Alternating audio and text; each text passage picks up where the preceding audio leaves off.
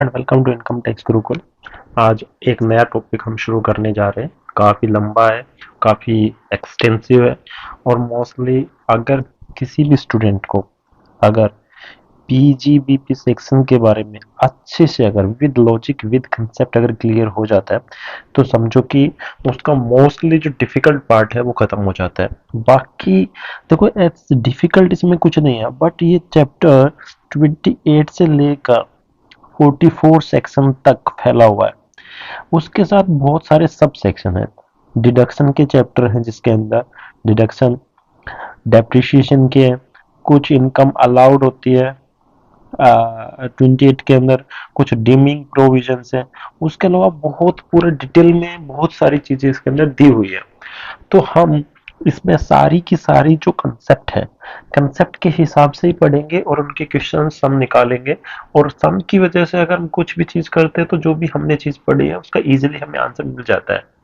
तो कुछ टर्मिनोलॉजी ऐसी रहती है जो हमें समझ में नहीं आती, जैसे कि बहुत सारी टर्म जैसे हैजिंग, बहुत सारी जैसे जैसे हम धीरे धीरे आगे आगे पढ़ते जाएंगे तो हमें कई बार पता ही नहीं चलता।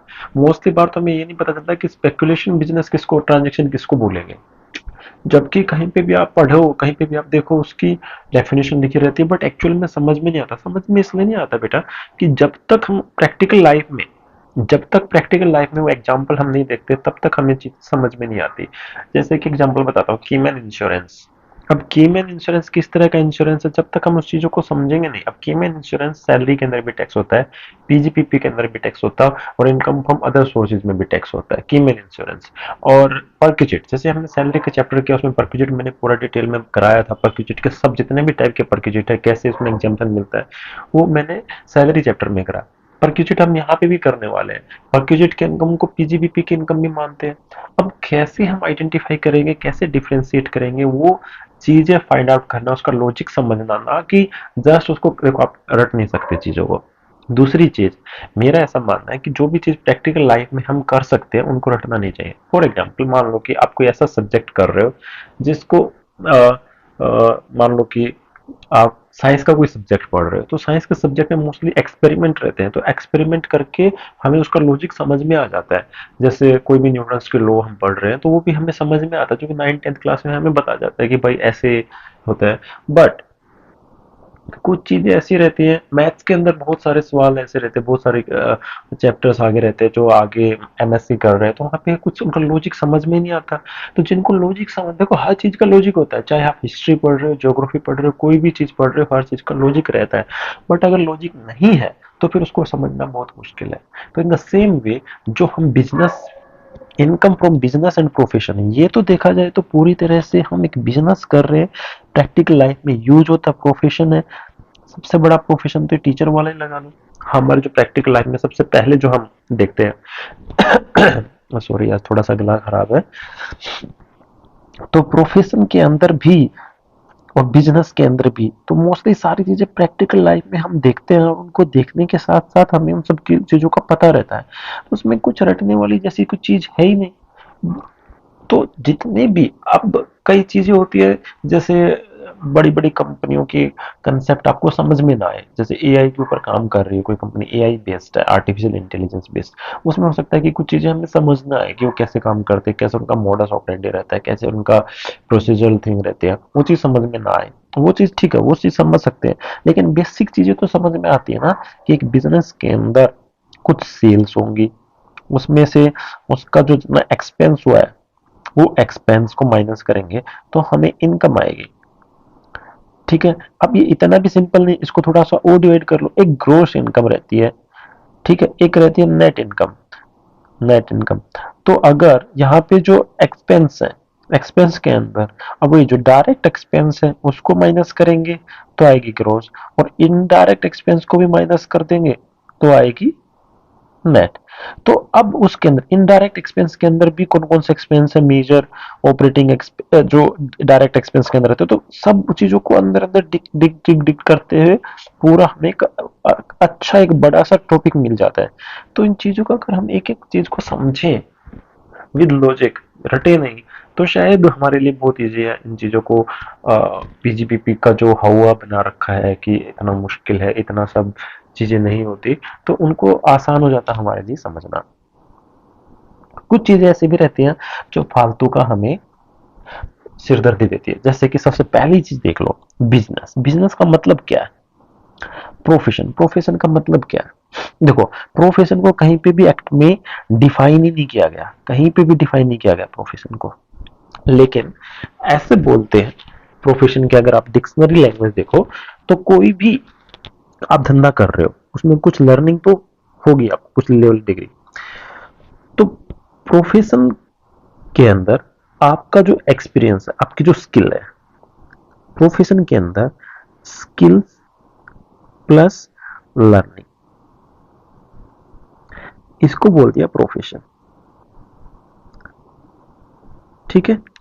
एक होता है सिर्फ स्किल, लर्न, आपने कुछ स्पेशल उसका कोई कोर्स वोर्स नहीं करा, सिर्फ स्किल है, उसको बोल दो मान लो वोकेशन। मैं, आप बातों को समझना एक बार। जैसे देखो, आप एक डॉक्टर बनना चाहते हो, देखो यहाँ पे एग्जाम्पल भी है, ये प्रोफेशन है डॉक्टर का। डॉक्टर बनना चाहते हो तो पहले तो आप डॉक्टर का कोर्स करोगे, लर्न करोगे, फिर उसके बाद आप में स्किल्स आ जाएगी और आपका प्रोफेशन बन गया। बट आपको पता है, जो रूरल एरिया में कई डॉक्टर ऐसे रहते हैं जिनको कोई कोर्स नहीं करा होता, सिर्फ स्किल्स होती है, जो झोला छाप डॉक्टर जिनको बोलते हैं, तो उसको क्या बोलेंगे आप? वोकेशन। चलो ठीक है, उस चीज को भी छोड़ दो। पेंटर बताता हूँ मैं। पेंटर देखो, कई पेंटर रहते हैं, मोस्टली पेंटिंग ऐसे होते हैं, उनको पढ़ाई करनी पड़ती है पेंटिंग के बारे में, सब चीज़ों को समझना पड़ता है, उसके बाद उनमें स्किल डेवलप हो जाती है तो प्रोफेशन। लेकिन कई ऐसे भी रहते हैं जिनमें सीधा स्किल भी रहती है तो उसको वोकेशन। अच्छा एक बात बताओ, हमें डिफ्रेंशिएट क्यों करना है? जो बिजनेस है, प्रोफेशन है या वोकेशन है, उसके अंदर सेम हेड के अंदर टैक्स होने वाला है, सबके लिए सेम स्लैब रेट है, सबके लिए सब कुछ सेम है। तो फिर अलग से हमें करने की क्या जरूरत है इसको फाइंड आउट करने की? क्योंकि वोकेशन के अंदर ही तो प्रोफेशन है, प्रोफेशन के अंदर ही तो वोकेशन है। तो आप प्रोफेशन बोलो चाहे वोकेशन बोलो, क्या फर्क पड़ता है उस चीज से? नहीं फर्क पड़ता। लेकिन अब हम लोग इतने कंफ्यूज होते हैं, बिजनेस और प्रोफेशन में डिफरेंस क्या है? बिजनेस और प्रोफेशन में डिफरेंस पता चल गया तो प्रोफेशन और वोकेशन में डिफरेंस क्या है? भाई यहाँ पे आप लिटरेचर की क्लास नहीं लग रही, यहाँ पे चीज समझ में आ रही है कि कौन सा हेड में जा रहा है। अगर वो हाउस प्रॉपर्टी हेड में जा रहा है तो हाउस प्रॉपर्टी के अलग सेट ऑफ कंडीशन है, उनको कैलकुलेट करने का एक अलग तरीका। अगर वो कैपिटल गेन में जा रहा है तो कैपिटल गेन में भी अलग सेट ऑफ कंडीशन है, कैसे कैलकुलेट करना है, कौन सी चीजों को डिडक्शन अलाउड है। जब वो income from business and profession में आ रहा है तो फिर उसका तो एक सेट, सेम सेट है, चाहे उसके अंदर बिजनेस हो, प्रोफेशन हो, और कुछ भी ऐड कर दो, वोकेशन ऐड कर दो, और कुछ भी ऐड कर दो। हाँ, तो कुछ भी ऐड कर दो, इस हेड के अंदर आ रहा है तो समझो कि सेम ही चीज है उसके अंदर। आप ज्यादा डिफरेंशिएशन के चक्कर में मत पड़ो। फिर भी आपकी नॉलेज के लिए थोड़ा सा सिलेबस में है तो इसलिए बता देता हूँ। ऐसा कुछ आपको आएगा नहीं कि आपको हमेशा सम ही कर रहे हैं, ऐसे नहीं आएगा कि बिजनेस और प्रोफेशन में क्या डिफरेंस है बताओ। तो बिजनेस बेटा एक इंक्लूसिव टर्म है, बिजनेस के अंदर सब कुछ आता है, सब कुछ आता है। क्या इनकम फ्रॉम हाउस प्रॉपर्टी आती है? नहीं, वो नहीं आती। सैलरी इनकम आती है? नहीं, वो नहीं आती। इनकम फ्रॉम अदर सोर्सेज आती है? वो भी नहीं आती। तो क्या आप इंक्लूसिव कैसे बोल रहे हो? इंक्लूसिव इसलिए बोल रहा हूँ क्योंकि इसके अंदर कोई भी ट्रेड, कॉमर्स और मैन्युफैक्चरिंग और एनी एडवेंचर और concern in the nature of trade, commerce and manufacture, कुछ भी हो, जैसे आप ट्रेडिंग कर रहे हो, एक जगह से चीज खरीदी दूसरे को बेच रहे हो, कॉमर्स कर रहे हो, मैन्युफैक्चर कर रहे हो, चीजों को बना रहे हो, उसको बेच रहे हो, और कोई एडवेंचर। देखो, बिजनेस करना, धंधा करना एक एडवेंचर ही है। एडवेंचर ही, प्रॉफिट होगा कि लॉस होगा पता ही नहीं। तो ये एडवेंचर भी देखा जाए तो एक प्रकार का एक टाइप है। तो इसको एक्सप्लेन करने की कोशिश करिए कि बिजनेस के अंदर कॉमर्स, मैन्युफैक्चर या उस तरह का कोई एडवेंचर आपने किया है, उस तरह का कोई कंसर्न है आपका उसका किसके नेचर में, ट्रेड, कॉमर्स, तो उसको हम क्या बोलेंगे? बिजनेस। और बिजनेस है ना एक इंक्लूसिव टर्म है। इंक्लूसिव मतलब ये इंक्लूड करती है, एक वाइडर टर्म है, नैरो टर्म नहीं है। ठीक है। इसी तरह प्रोफेशन का मैंने बता दिया, जहाँ पे स्किल्स के साथ कुछ लर्निंग हो। डॉक्टर है, लॉयर है, ऑडिटर है, ऑथर है, टीचर है, तो उनके पास स्किल्स के साथ कुछ लर्निंग है तो फिर मतलब उसको प्रोफेशन बोलते हैं, अदरवाइज वोकेशन। और लेकिन चीज का कोई आपको फर्क पड़ता नहीं। तो अब ये तो समझ में आ गया कि income from business and profession. अब इसके अंदर प्रॉफिट की बात करते हैं कि प्रॉफिट का क्या मतलब है। देखो ये जो चीजें जो मीनिंग होते हैं ना, इनके इंटरप्रिटेशन बाद में काम बहुत आते हैं। जब आप प्रैक्टिकल लाइफ में या फिर आप किस केस लॉ के लिए फाइट करोगे, तो इनके इंटरप्रिटेशन करना बहुत इजी नहीं होता, बहुत टफ होता है। तो पहले मेरा क्या मानना है, पहले आप बेसिक सी चीजें समझो, बाद में इंटरप्रिटेशन। जब आप पूरे कंसेप्ट समझ जाओगे तो इंटरप्रिटेशन आप अपने हिसाब से कर सकते हो। देखो हर बार एक इंटरप्रिटेशन कोर्ट ने एक बार कर दिया एक केस में, वही सुप्रीम कोर्ट ने उसी सेम तरह की इंसिडेंट में कोई दूसरा इंटरप्रिटेशन किया। तो हर बार इंटरप्रिटेशन चेंज होती रहती है। इवन हमारा कॉन्स्टिट्यूशन का इंटरप्रिटेशन बहुत बार चेंज हुआ है। प्रेम्बल पार्ट है कि नहीं, खैर मैं उस साइड में नहीं जाना चाहूंगा। तो इंटरप्रिटेशन वेरी करता है कि क्या टर्म एंड कंडीशन उस टाइम पे क्या सिचुएशन रही है, किस चीज के ऊपर इंटरप्रिटेशन की वैल्यू वेरी करती रहती है। अब यहाँ पे हम बात कर रहे हैं इंटरप्रिटेशन की, तो प्रॉफिट का क्या मतलब है। प्रॉफिट, तो देखो प्रॉफिट जरूरी नहीं है कि आपका किसके साथ हो, पैसे में ही हो। पैसे में भी हो सकता है और पैसे की वर्थ भी हो सकती है, कैश भी हो सकता है, कोई भी काइंड भी हो सकता है। मतलब कैश के साथ साथ कुछ जरूरी नहीं कि कैश में ही हो आपका, कोई मनी मिले, मनी के जैसा भी मिल सकता है। कोई आपको गिफ्ट दे दिया, किसी ने आपको फ्लैट दे दिया रहने के लिए, वो भी तो एक प्रकार का प्रॉफिट ही है ना। उन्होंने कहा कि आप हमारे यहाँ पे ये सर्विस दे दो, हम आपको एक फ्लैट दे देंगे, सैलरी नहीं देंगे आपको, कुछ इक्विटी नहीं देंगे, कुछ नहीं देंगे, आपको एक फ्लैट दे देंगे।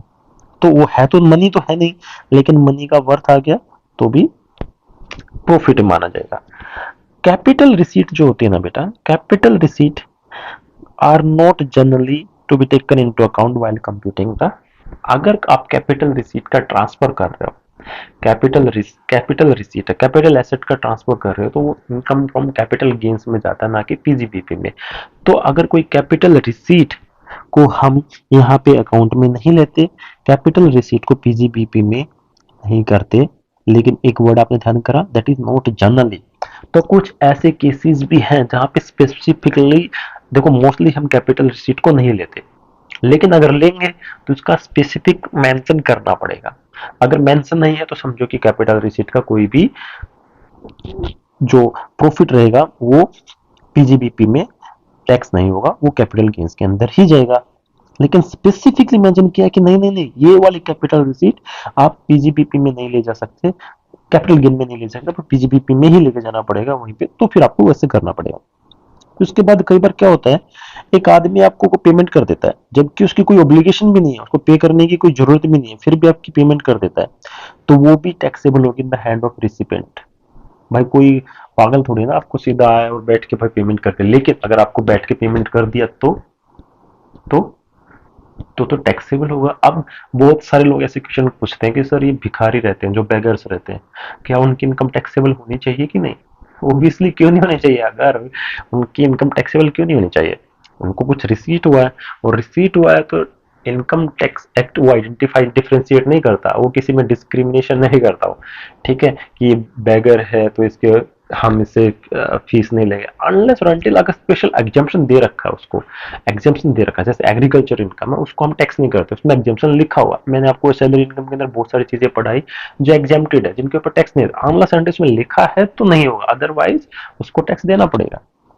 इन द सेम वे कोई भी पब्लिक बॉडी है और उसने गेन किया बेनिफिट ऑफ द कम्युनिटी, जैसे म्यूनिसिपैलिटी है, पब्लिक अथॉरिटी है, कोई कोई भी पब्लिक बॉडी है, और वो आपको फैसिलिटी प्रोवाइड करते हैं, जैसे पानी की सुविधा प्रोवाइड करती है, इलेक्ट्रिसिटी प्रोवाइड करने वाले भी बोर्ड है, जैसे इलेक्ट्रिसिटी बोर्ड भी रहते हैं, वो आपको कुछ सुविधाएं प्रोवाइड करते हैं और उसके बदले वो आपसे बिल लेते हैं। अगर उसमें उनको प्रॉफिट होता है तो क्या वो पब्लिक बॉडी बोलेंगे नहीं हम तो गवर्नमेंट के हम टैक्स नहीं देंगे, उनको भी टैक्स पे करना पड़ता है बेटा, अनलेस अनटिल वो एग्जेम्प्टेड ना हो तो application of gain of trade is इमैटेरियल, कि आपने किस ट्रेड का जो एप्लीकेशन है, जो प्रॉफिट का जो एप्लीकेशन किस पर्पज के लिए किया उससे हमें कोई मतलब नहीं, आप किसी भी पर्पज के लिए करो, लेकिन पब्लिक बॉडी अगर कोई भी बेनिफिट अपनी कम्युनिटी के लिए करता है, उसमें उसने कुछ फायदा हुआ तो उसके ऊपर टैक्स देना पड़ेगा, तो प्रॉफिट के एम्बिट में आता है।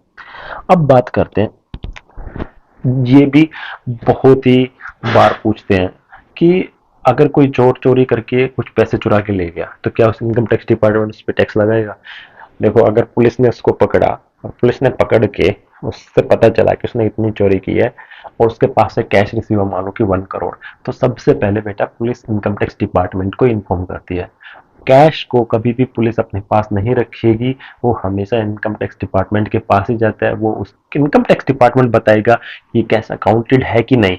अगर ये अकाउंटेड है तो डिपार्टमेंट को पुलिस हैंड ओवर करेगा पूरा कैश, और डिपार्टमेंट फिर डिसाइड करेगा कि अकाउंटेड है कि नहीं। अगर अकाउंटेड नहीं है तो उसको सीज करके रिजर्व बैंक ऑफ इंडिया के अंदर डिपॉजिट करा देगा, और उसके ऊपर चोर को टैक्स भी देना पड़ेगा। समझ रहे हो? तो मतलब चोरी करके आप ये मत समझो कि इनकम टैक्स डिपार्टमेंट की नजर से बच जाओगे। तो इलीगलिटी ऑफ लीगलिटी ऑफ जो बिजनेस है, प्रोफेशन है और वोकेशन है, वो does not exempt its profit from tax. उसके ऊपर टैक्स लगेगा, वो ये नहीं कि वो बच गया हो। चलो ठीक है, ये भी बात समझ में आ गई। अब इसके अंदर प्रॉफिट है ना, इज जो डिस्टिंग, एक बंदा दो बिजनेस कर रहा है तो हर एक बिजनेस का प्रॉफिट अलग अलग कंप्यूट होगा, कंप्यूट उनको अलग अलग करना पड़ेगा। और जो टैक्स चार्जेबल होगा वो एग्रीगेट, दोनों के प्रॉफिट के एग्रीगेट के ऊपर टैक्स देना पड़ेगा एसएससी को। सिंपल, दो बिजनेस है तो दोनों का अलग अलग आप कैलकुलेट करो, बाद में एग्रीगेट करके उनका टैक्स दे दो। अब ये बात बताओ, profit should be computed after deducting the losses and expense incurred for earning the income the regular course of the business. अब देखो, अब आपको पता है प्रॉफिट तो कैसे कैलकुलेट, अब टैक्स हमेशा लगता है, टैक्स हमेशा किस पे लगता है, टैक्स हमेशा लगता है ऑन प्रॉफिट।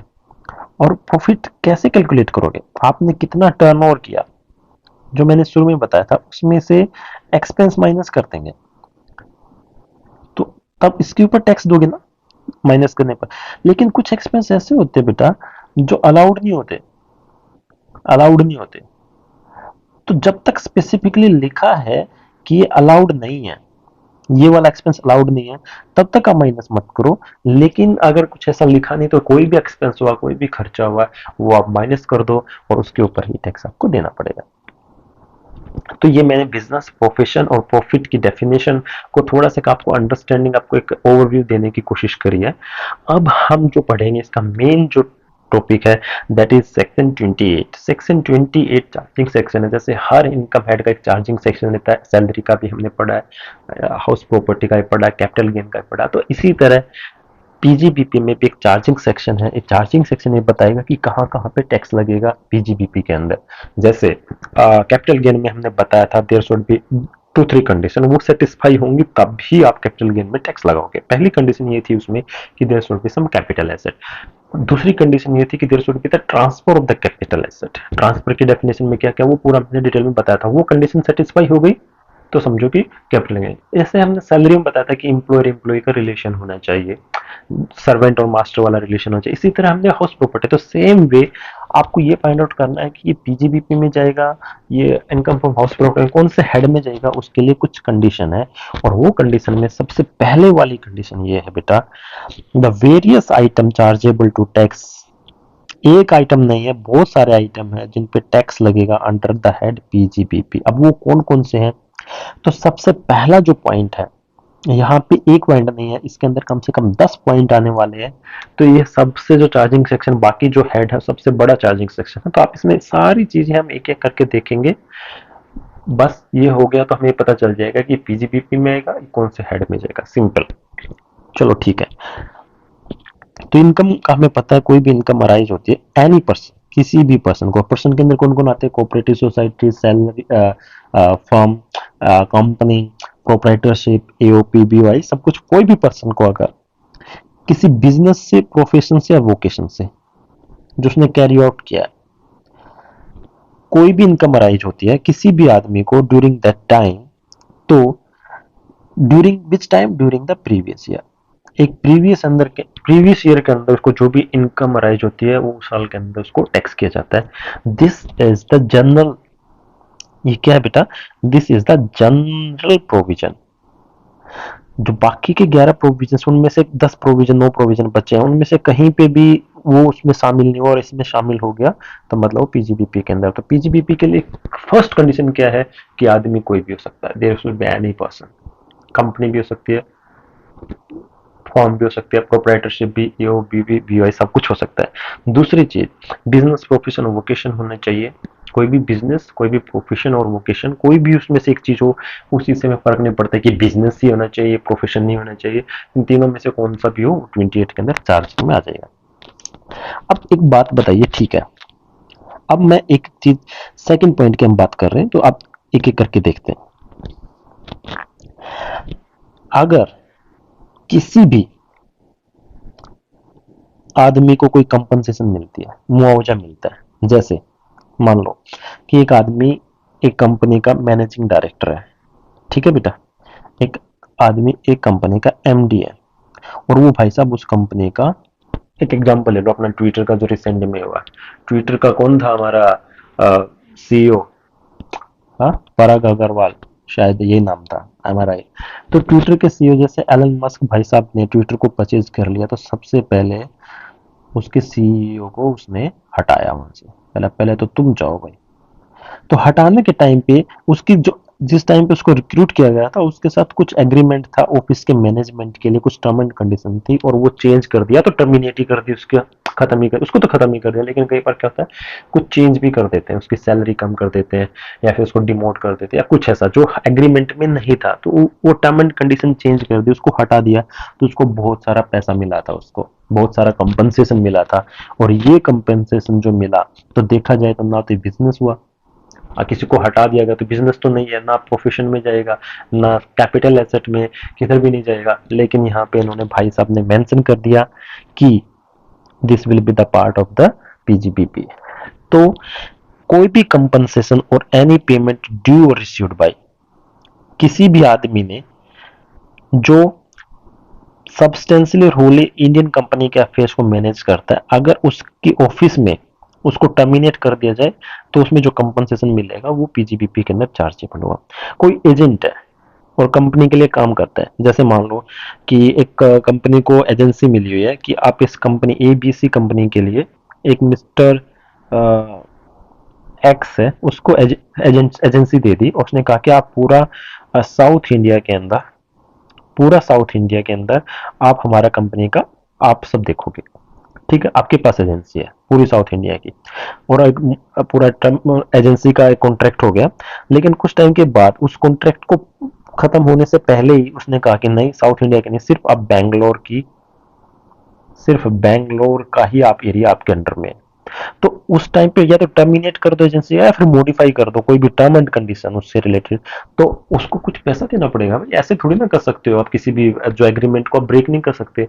तो जो कंपनसेशन मिलता है जो भी टर्मिनेशन पे एजेंसी के, तो उसको भी इनकम फ्रॉम पीजीबी के अंदर चार्ज करते हैं। कई बार क्या होता है, किसी भी प्रॉपर्टी या बिजनेस का कंट्रोल गवर्नमेंट ले लेती है अपने हाथों में, गवर्नमेंट को लगता है कि यहाँ पे करप्शन ज्यादा हो रहा है, तो गवर्नमेंट अपने हाथों में ले लेती है, और वहाँ की जो मैनेजमेंट है उसको कुछ पैसे मिल जाते हैं, उन पैसों, वहाँ के जो मैनेजमेंट का जो मेन पर्सन है उसको पैसे मिल जाते हैं, कंपनसेशन मिलता है, वो भी टैक्सेबल रहेगा in the hand of that person under PGBP. और उसके अलावा कोई भी कॉन्टेक्ट करता है बिजनेस का कॉन्टेक्ट कर दिया, दो कंपनियों ने मिलकर ज्वाइंट वेंचर कर दिया, ज्वाइंट वेंचर करके उन्होंने कहा कि ठीक है आप हमारे साथ काम करेंगे, बाद में उनके कुछ अनबन हो गई, तो उन्होंने कहा कि ठीक है आप हमारा पूरा बिजनेस संभालो, आप हमें पैसे दे दो। मान लो कि दो कंपनी ए और बी आपस में काम कर रही थी ज्वाइंट वेंचर में, ठीक है, अब बी ने कहा कि भाई नहीं, बात नहीं बन रही, एक काम करो, हम अपना पूरा धंधा आपको दे देते हैं, आप हमें 2 करोड़ रुपए दे दो बस। तो ये 2 करोड़ रुपए आए, तो ये भी पीजीबीपी के अंदर टैक्सेबल रहेगा, ठीक है। कई बार क्या होता है ना, बहुत सारी ट्रेड एसोसिएशन, प्रोफेशनल और बिजनेस, जो ट्रेड एसोसिएशन है वो अपने मेंबर्स को स्पेसिफिक सर्विस प्रोवाइड करती है और उसके चार्ज लेती है। तो जो सर्विस उन्होंने प्रोवाइड करी, जैसे कि लेबर लेबर ट्रेड यूनियन है, वो लेबर ट्रेड यूनियन जितने भी लेबर्स उनके अंदर रजिस्टर्ड थे, उनको बोला कि ठीक है आप हमें 5 रुपए दोगे हर महीने, हम आपको आपको मैगजीन देंगे, मैगजीन प्रोवाइड करेंगे। तो उस केस में उन्होंने मैगजीन प्रोवाइड करी और उनको पर मैगजीन 1 रुपए का फायदा हो गया, ठीक है। तो इस केस में जो भी फायदा हुआ वो पीजीबीपी के अंदर टैक्सेबल रहेगा, ठीक है, ये इसके अंदर इसने बताया। तो कोई भी ट्रेड एसोसिएशन और similar association performing special service, specific service to its member is deem to be carrying on business, उसको मान लिया जाएगा कि वो बिजनेस कैरी कर रही है, और ऑन दैट एग्जेशन जो इनकम अराइज होगी ऐसे, उस पर टैक्स लगा दिया जाएगा, ठीक है। For this purpose income received by the association to definitely directly be related to this service, उस चीज से भी कोई फर्क नहीं पड़ता। अब हमारी गवर्नमेंट देखो, कोई भी गवर्नमेंट डॉलर पे आजकल आपको सबको पता है, जिसने भी थोड़ा बहुत कॉमर्स के इकोनॉमिक्स के बारे में पढ़ा होगा, तो जो हमारा जो गवर्नमेंट हमेशा एक्सपोर्ट को बढ़ाने की कोशिश, ताकि हमारा जो फॉरेन जो करेंसी है डॉलर है वो हमारे पास आए, ताकि हम कोई भी चीज, अगर मान लो इंडिया है, इंडिया को सऊदी अरब से ऑयल परचेज करना है, तो देखो अब तो बाद में एग्रीमेंट होते जा रहे हैं कि आप इंडिया रुपया रूबल रसिया के साथ वो सब हो रहे कि आप करेंसी में कर सकते हो, लेकिन मोस्टली अगर मान लो इंडिया को सऊदी अरबिया से बिजनेस करना है, तो इंडिया को वहां पे आप रुपए नहीं दे सकते, वहां पे डॉलर देने पड़ेंगे। आपके पास डॉलर कहाँ से आएंगे? आप डॉलर तभी आएंगे जब अपना माल यहाँ से एक्सपोर्ट करोगे तो वहां के लोग डॉलर आपको भेजेंगे, तो आप डॉलर में खरीद रहे हो, डॉलर में बेच रहे हो, बाकी कोई करेंसी एक्सेप्ट ही नहीं करोगे। सऊदी अरबिया की करेंसी भी आप एक्सेप्ट ही नहीं कर रहे, तो इसी तरह इंडिया की करेंसी भी वो लोग एक्सेप्ट नहीं करेंगे, तो डॉलर में ये सब काम होता है। तो हमेशा इंडियन गवर्नमेंट एक्सपोर्ट को बढ़ाने की कोशिश करती है, और उस एक्सपोर्ट को बढ़ाने के चक्कर में बहुत सारे बेनिफिट स्कीम्स निकालती रहती है। तो इंपोर्ट और एक्सपोर्ट को बढ़ाने के लिए बहुत सारी स्कीम्स वो निकालते रहती है। तो profit on sale of import entitlement like license, उनको लाइसेंस प्रोवाइड करते हैं कुछ लोगों को, और वो क्या करते हैं ना, लाइसेंस को ट्रांसफरेबल होते हैं, लाइसेंस को आप ट्रांसफर भी कर सकते हो। तो अगर इंपोर्ट कंट्रोल ऑर्डर ये 1951 है, उसके अंदर अगर कोई लाइसेंस प्रोवाइड किया और वो आपने सेल कर दिया, लाइसेंस किसी और पार्टी को दे दिया, और वहां पे जो प्रॉफिट हुआ ना बेटा, उसके ऊपर भी क्या होगा, पीजीबीपी के अंदर टैक्स लगेगा। और कई बार क्या होता है ना, जैसे हम किसी मिंत्रा से, फ्लिपकार्ट से, अमेजन से कुछ भी शॉपिंग करते हैं तो हमें कैशबैक मिलता है, आप इतने की शॉपिंग करो आपको कैशबैक मिलेगा। In the same way government भी आपको कैश असिस्टेंट प्रोवाइड करती है। अगर एक्सपोर्ट आपने किया किसी स्कीम के अंदर, तो कैश के असिस्टेंट दे दी, ये कैशबैक के जैसा नहीं है, दूसरा है, कैश असिस्टेंट दे दिया उनको पैसे, उनको कुछ हेल्प कर दी, असिस्टेंट को ग्रांट दे दी उनको, तो जो ग्रांट मिलेगी वो भी टैक्सेबल रहेगी अंडर द हेड पीजीबीपी। ठीक है, समझ गए? तो आपको ग्रांट तो मिल गई फ्री ऑफ कॉस्ट में, बट वहां पे आपको टैक्स नहीं, वहां पे आपको इंटरेस्ट पे नहीं करना, इंटरेस्ट पे आपको ग्रांट मिलेंगे, लेकिन इनकम टैक्स तो आपको देना ही पड़ेगा उसके ऊपर भी। कोई भी, हाँ, ये जो कस्टम ड्यूटी है, एक्साइज ड्यूटी ड्रॉबैक, आपको क्या ना, जब आप एक्सपोर्ट कर रहे हो तो आपके ऊपर कस्टम ड्यूटी तो लगेगी, लेकिन आपने एक्सपोर्ट कर दिया तो बाद में वो कस्टम ड्यूटी का क्रेडिट मिल जाता है, आपके अकाउंट में क्रेडिट हो जाएगी, आपके अकाउंट में वापस मिल जाएगी। लेकिन कैशबैक, जैसे आपने कोई परचेज करा, आपको बोला कि आप ऐसा काम करो, आपको हम 100 रुपए का कैशबैक देंगे, सॉरी, तो in the same way government भी ऐसे ही करते हैं कि आप अगर आपने एक्सपोर्ट किया है तो कस्टम ड्यूटी और एक्साइज ड्यूटी के ड्रॉबैक आपको मिल जाएगा, लेकिन जो कस्टम ड्यूटी का जो आपको वापस आपके अकाउंट में क्रेडिट कर दिया, आपका बेनिफिट हो गया तो वो भी पीजीबीपी के अंदर टैक्सेबल हो जाएगा। इसी तरह ड्यूटी इंटाइटलमेंट पासबुक स्कीम रहती है, और ड्यूटी फ्री रिप, इस तरह के सर्टिफिकेट से रहते हैं जो इंपोर्ट के टाइम पे काम आते हैं। अगर उनको भी आपने सेल किया, ट्रांसफर किया, तो उसके लिए भी आपको टैक्स देना पड़ेगा अंदर पीजीपीपी। अब बात आते हैं, देखो, value of perquisite, whether convertible into money और not arising from the business और exercise of any of profession के टाइम पे। जैसे आपको बोला गया कि आप हमारे एडवोकेट बन जाओ और हम आपको फीस देंगे। ठीक है, एडवोकेट आपका प्रोफेशन हो गया, फीस मिलेगी आपको। तो उन्होंने कहा कि फीस देने के बजाय हम आपको ना कार दे देते हैं, मोटर कार दे देते हैं। तो ये क्या, मोटर कार एक परक्विजिट हो गया, तो ये मोटर कार मिली, तो ये पीजीबीपी के अंदर बेटा टैक्स होगा इसका। अगर ये एडवोकेट उसके पेरोल पे होता, कंपनी के पेरोल पे, वहां पे उसको सैलरी मिलती, तो same PGBP motor car salary की तरह ट्रीट करा जाता, ना कि पीजीबीपी। तो आप ध्यान रखो, बेसिक सी चीजें हैं। अगर चार्जिंग सेक्शन आपको समझ में आ जाता है तो मोस्टली मान लो कि उस चैप्टर का 50% पार्ट आपको समझ में जाता है। बाद में तो क्या कैलकुलेशन करनी, कौन सा अलाउड है कौन सा डिसअलाउड है, ठीक है। लेकिन हम यही नहीं पता कि कौन से हेड में चार्ज होगा, तो फिर चीजें मुश्किल हो जाती है। देखो यहाँ पे परक्यूजिट इंप्लॉयर एम्प्लॉय वाला रिलेशन है ही नहीं। उसने अपने किसी एक एजेंट को बोला कि भाई देखो आप इतने की सेल कर दो, और सेल करोगे और सेल टारगेट अचीव किया तो हम आपको एक एयर टिकट दे देंगे, आप घूम के आओ विदेशों में। और देखो सेम तरह की एयर टिकट एम्प्लॉय को भी मिलती थी। तो वहां पे अगर एम्प्लॉय है तो सैलरी में, एम्प्लॉय नहीं है तो बिजनेस के अंदर छोड़ेंगे नहीं किधर भी भाई, हर जगह टैक्स लगाएंगे। अब उसके बाद कोई भी सैलरी,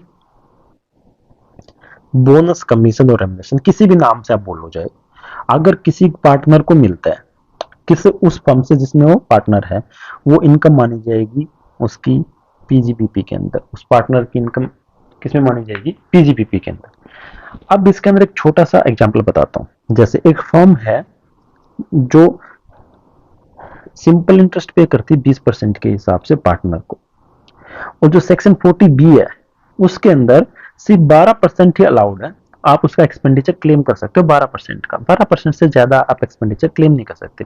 तो जो एक्स्ट्रा 8% फर्म ने पे किया वो अलाउ नहीं किया जाएगा, वो डिसअलाउ कर दिया जाएगा फर्म के। तो फर्म के हाथ में डिसअलाउ कर दिया मतलब उसका एक्सपेंस का बेनिफिट नहीं मिला। मतलब देखो, एक्सपेंस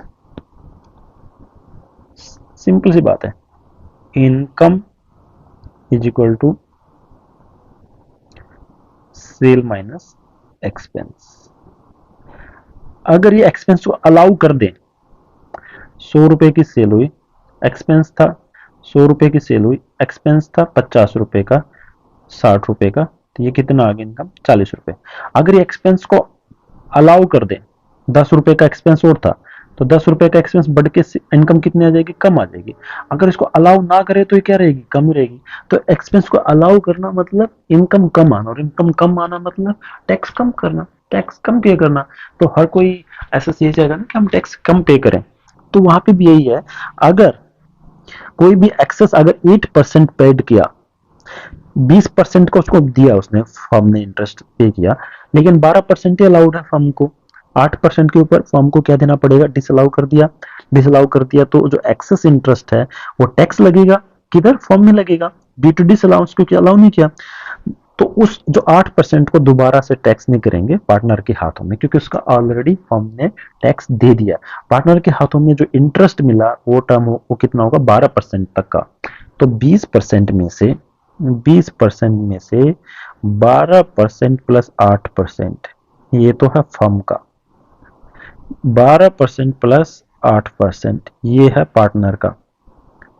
तो यहाँ पे फर्म ने 8% पे टैक्स दिया, तो यहाँ पे पार्टनर को नहीं देना। यहाँ पे फर्म में 12% पे टैक्स नहीं दिया, किसने अलाउ कर दिया, तो यहाँ पे पार्टनर को देना, फर्म को नहीं देना। सिंपल है। एक जगह पे टैक्स नहीं लगा तो दूसरी जगह पे देना पड़ेगा, नहीं तो डबल टैक्सेशन नहीं करना एक चीज पे, ठीक है। उसके बाद जो 7th नंबर पॉइंट है वो हम बात करते हैं, नॉन कम्पीट फीस। सेम मैंने नॉन कम्पीट फीस का कहाँ पे पढ़ाया था? सैलरी के अंदर भी पढ़ाया था। तो देखो, अगर ए और बी दो कंपनियां सेम धंधे में है, ए बी को बोले कि भाई तू ये धंधा छोड़ दे, ठीक है। बी बोलेगा पागल है, भूखा मर जाऊंगा मैं तो। अला भूखा नहीं मरूंगा, मरने देंगे, 10 करोड़ देंगे, और ना आप ये धंधा 5 साल तक मत करना, उसके बाद बेशक कर लेना, 5 साल तक नहीं करना, हम 10 करोड़ दे देता हूँ आपको। तो उसको बोलते हैं नॉन कम्पीट फीस। तो कोई भी पैसा रिसीव्ड हो कैश में या काइंड में, एक एग्रीमेंट के थ्रू कि आप ये एक्टिविटी नहीं करोगे, धंधा नहीं करोगे रिलेशन टू बिजनेस और प्रोफेशन, या फिर अपना कोई भी शेयर नहीं करोगे patent, copyright, trademark, license, franchisee, other business, commercial और सिमिलर नेचर, और कोई भी technique likely to assist the manufacture. आप बोलोगे कि भाई मेरे पास भी टेक्निक है, तेरे पास भी टेक्निक है, तो प्लीज आप इस टेक्निक को शेयर नहीं करोगे, हम आपको इसको पैसे देते हैं।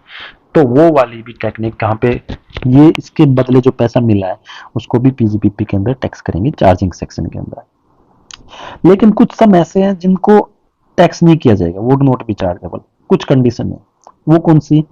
अगर कोई भी सम कैश या काइंड में कैसे मिले, ट्रांसफर ऑफ राइट, मैन्युफैक्चर के ट्रांसफर कर दिए राइट को प्रोड्यूस आर्टिकल। मैंने मेरे पास ए और बी दोनों एक ही जगह पे काम, ए और बी दोनों सेम प्रोडक्ट बना रहे थे।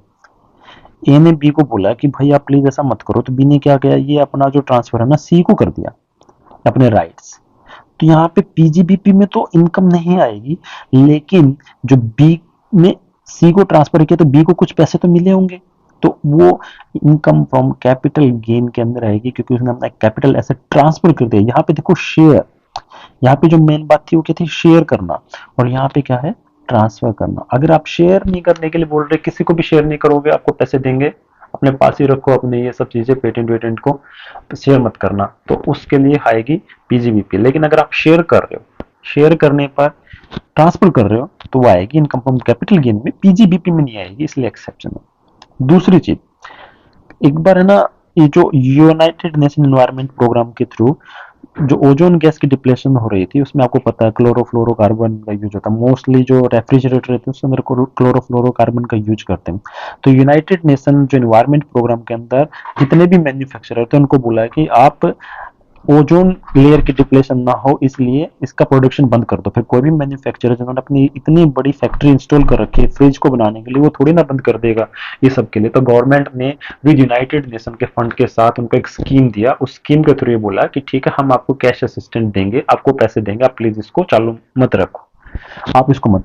तो जो पैसा मिला है उसको, उसका कंपनसेशन, उस क्लोरोफ्लोरोकार्बन जो टेक्निक ना यूज करने के लिए, उस कंपनसेशन के रूप में जो पैसा मिला है वो वैसे तो चार्ज होना चाहिए पीजीबी, उसका बेनिफिट हो गया, लेकिन यहाँ पे एक्सेप्शन है, ये एग्जेम्प्ट रहेगा, पीजीबीपी में चार्ज नहीं होगा।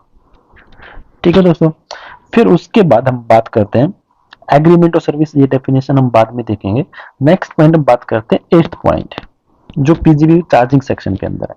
अब कीमैन इंश्योरेंस स्कीम है कोई भी, उसके अंदर कोई भी बोनस उसको मिलता है will be taxable from the business. PGBP के अंदर वो टैक्सेबल हो जाएगा। देखो, अगर any sum received by SSC as an employer by sum allocated by way of bonus on such, अगर वो पैसा एम्प्लॉय को मिलता है कीमैन इंश्योरेंस का, तो वो सैलरी के अंदर होगा।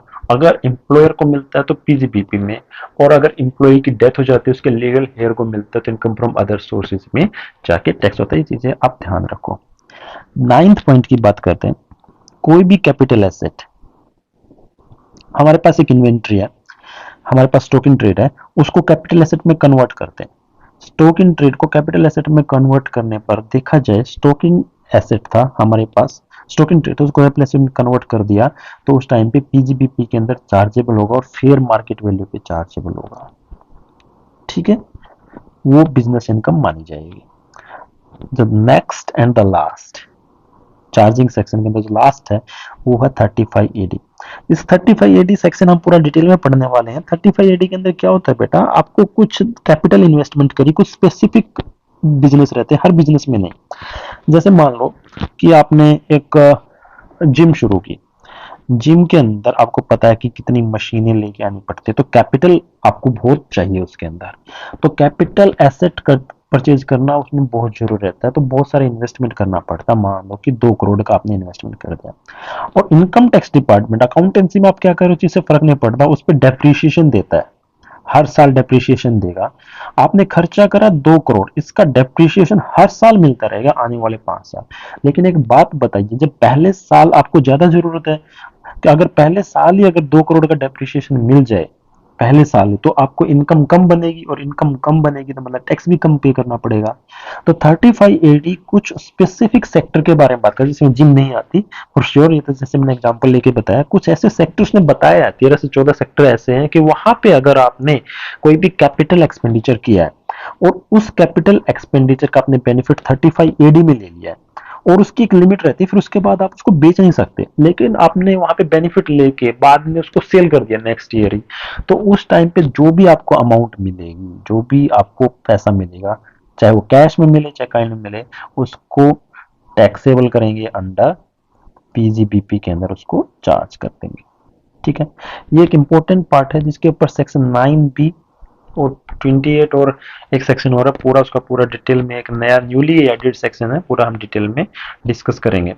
तो होप करता हूं कि यहाँ तक जो चार्जिंग सेक्शन के जो 9-10 पॉइंट आपको समझ में होगा कि हाँ कहाँ पे टैक्स लगेगा। आई थिंक पीजीबीपी एकमात्र ऐसा टॉपिक है जहाँ के चार्जिंग सेक्शन के अंदर इतने सब पॉइंट्स हैं। बट आप एक बार देख लो इसको, जैसे जैसे हम आगे बढ़ेंगे तो सारे पॉइंट्स के ऊपर क्वेश्चन आने वाले हैं, उनके ऊपर स्पेसिफिक जो सेक्शंस आने वाले हैं जो पूरा डिटेल में डिस्कस करने वाला है। ये यहाँ पे मेरा एक ऑब्जेक्टिव था आप लोगों को एक आइडिया देना, कि दिमाग में सेट हो जाए कि एक्चुअल में होता क्या है, कैसे वर्क करता है, पीजीबीपी के अंदर क्या क्या चीजें आती हैं। तो वो जो कंपनसेशन की अमाउंट मिली या फिर कीमन इंश्योरेंस, जो भी मैंने एक तरीके से परक्विजिट के वैल्यू बताया, आपको एक लोग आइडिया देने की कोशिश की कि यहाँ पे ये कंडीशन आप देखो तो आपको पता चल जाएगा किधर पे टैक्स लगाया। फिर भी आपको समझ में नहीं आया तो आप कमेंट सेक्शन में बता सकते हो। प्लीज चैनल को सब्सक्राइब करना मत भूलिए, सब्सक्राइब कर दीजिए और बेल आइकन को प्रेस कीजिए। अपना ध्यान रखिए, टेक केयर।